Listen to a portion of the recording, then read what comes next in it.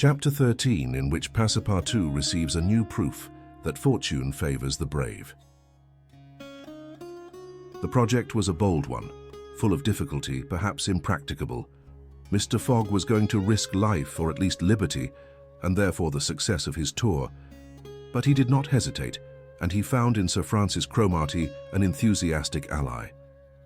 As for Passepartout, he was ready for anything that might be proposed. His master's idea charmed him. He perceived a heart, a soul, under that icy exterior. He began to love Phileas Fogg.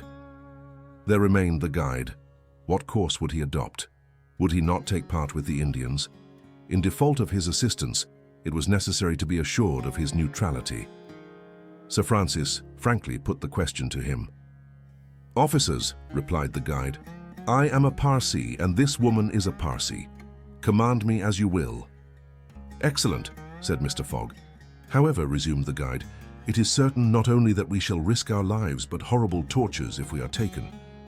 "That is foreseen," replied Mr. Fogg. "I think we must wait till night before acting." "I think so," said the guide. The worthy Indian then gave some account of the victim, who, he said, was a celebrated beauty of the Parsee race and the daughter of a wealthy Bombay merchant. She had received a thoroughly English education in that city, and from her manners and intelligence would be thought an European. Her name was Oda.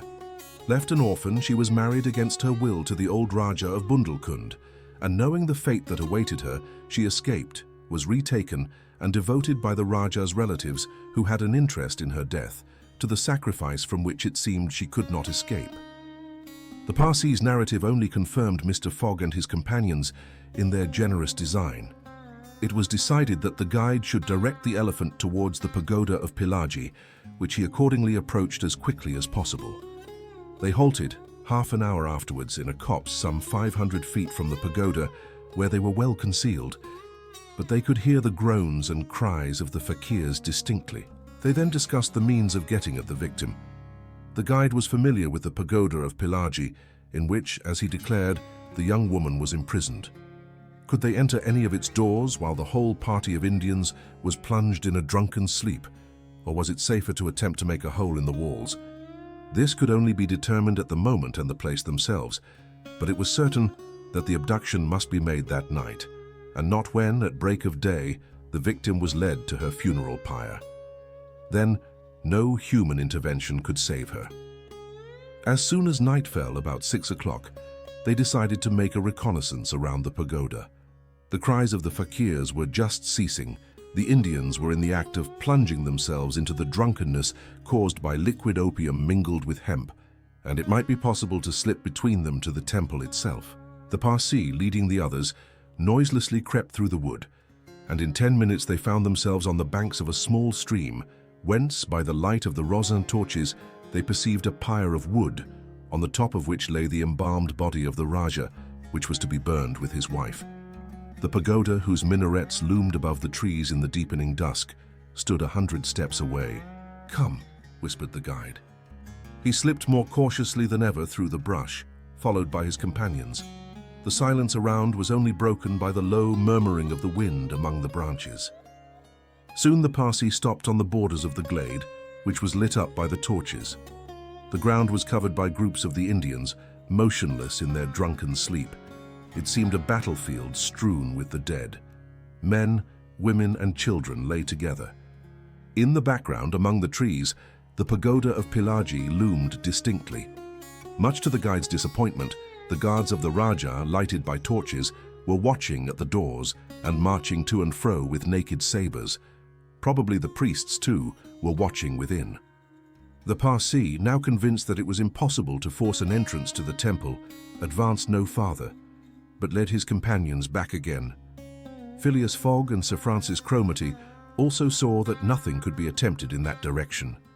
They stopped and engaged in a whispered colloquy. "It is only 8 now," said the brigadier, "and these guards may also go to sleep." "It is not impossible," returned the Parsee. They lay down at the foot of a tree and waited. The time seemed long. The guide ever and anon left them to take an observation on the edge of the wood, but the guards watched steadily by the glare of the torches, and a dim light crept through the windows of the pagoda. They waited till midnight, but no change took place among the guards, and it became apparent that their yielding to sleep could not be counted on. The other plan must be carried out. An opening in the walls of the pagoda must be made. It remained to ascertain whether the priests were watching by the side of their victim as assiduously as were the soldiers at the door. After a last consultation, the guide announced that he was ready for the attempt and advanced, followed by the others. They took a roundabout way so as to get at the pagoda on the rear. They reached the walls about 12:30 without having met anyone. Here there was no guard, nor were there either windows or doors. The night was dark. The moon on the wane scarcely left the horizon and was covered with heavy clouds. The height of the trees deepened the darkness. It was not enough to reach the walls. An opening in them must be accomplished, and to attain this purpose the party only had their pocket knives. Happily, the temple walls were built of brick and wood, which could be penetrated with little difficulty. After one brick had been taken out, the rest would yield easily. They set noiselessly to work, and the Parsi on one side and Passepartout on the other began to loosen the bricks so as to make an aperture 2 feet wide. They were getting on rapidly when suddenly a cry was heard in the interior of the temple, followed almost instantly by other cries replying from the outside. Passepartout and the guide stopped. Had they been heard? Was the alarm being given? Common prudence urged them to retire, and they did so, followed by Phileas Fogg and Sir Francis. They again hid themselves in the wood and waited till the disturbance, whatever it might be, ceased, holding themselves ready to resume their attempt without delay. But, awkwardly enough, the guards now appeared at the rear of the temple, and there installed themselves in readiness to prevent a surprise. It would be difficult to describe the disappointment of the party, thus interrupted in their work. They could not now reach the victim. How, then, could they save her? Sir Francis shook his fists. Passepartout was beside himself, and the guide gnashed his teeth with rage. The tranquil Fogg waited without betraying any emotion. "We have nothing to do but to go away," whispered Sir Francis. "Nothing but to go away," echoed the guide. "Stop," said Fogg. "I am only due at Allahabad tomorrow before noon." "But what can you hope to do?" asked Sir Francis. "In a few hours it will be daylight, and the chance which now seems lost may present itself at the last moment." Sir Francis would have liked to read Phileas Fogg's eyes. What was this cool Englishman thinking of? Was he planning to make a rush for the young woman at the very moment of the sacrifice and boldly snatch her from her executioners? This would be utter folly, and it was hard to admit that Fogg was such a fool. Sir Francis consented, however, to remain to the end of this terrible drama. The guide led them to the rear of the glade, where they were able to observe the sleeping groups.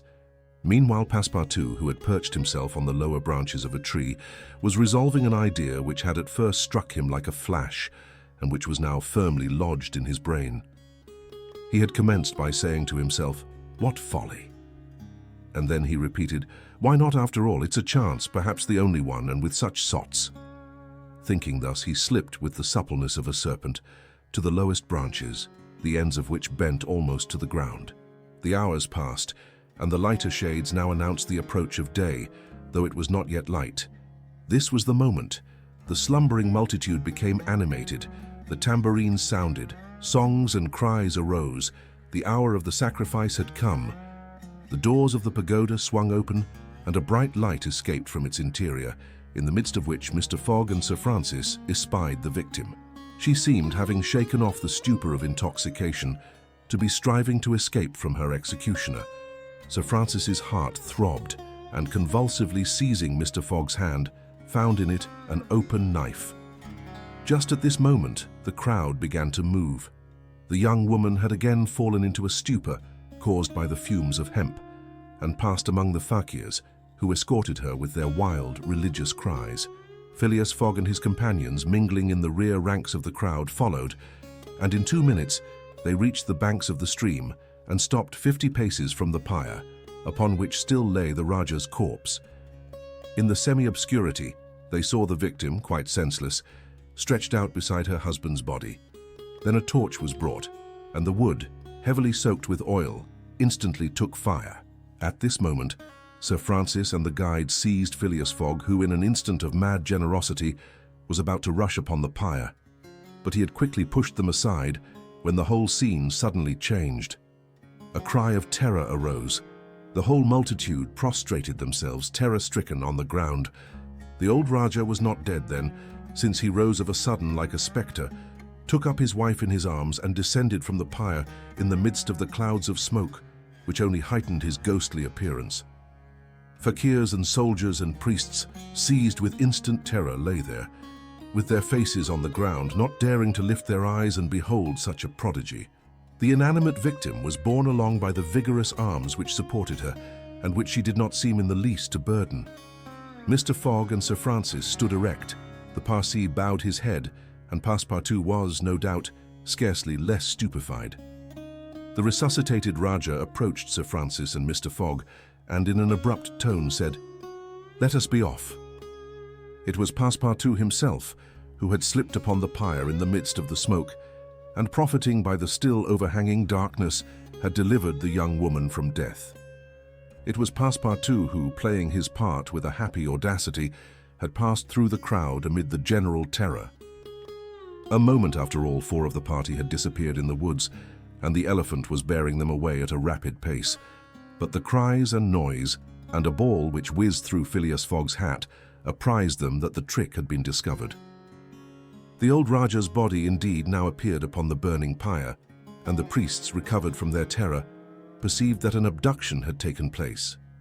They hastened into the forest, followed by the soldiers, who fired a volley after the fugitives, but the latter rapidly increased the distance between them, and ere long found themselves beyond the reach of the bullets and arrows.